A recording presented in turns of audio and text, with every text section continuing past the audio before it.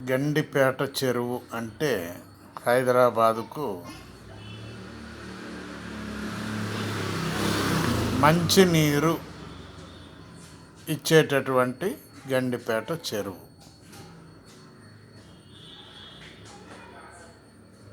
ఈ గండిపేట చెరువు అనేటటువంటిది నవాబుల కాలం నుంచి ఉన్నది.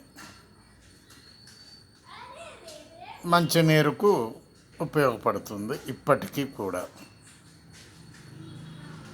మరి అలాంటి చెరువులో సెప్టిక్ ట్యాంక్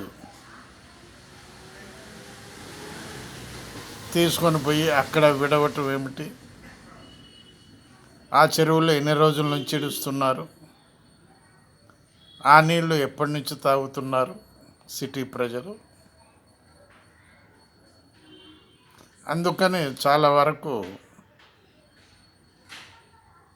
మినరల్ వాటర్ అని, ఫిల్టర్ వాటర్ అని, భూమి నుండి వచ్చేటటువంటి వాటర్ను శివారు మున్సిపాలిటీలు కానీ శివారు గ్రామాల వాళ్ళు కానీ వాడటం జరుగుతుంది. ఈ గండిపేట నీళ్ళు, ఆ సాగర్ నీళ్ళు, ఈ సాగర్ నీళ్ళు ఇవన్నీ ఈ విధంగానే మురికి కుంపలాగా తయారయ్యి డ్రైనేజ్ నీళ్ళు పట్టుకుంటేనే తెలిసింది.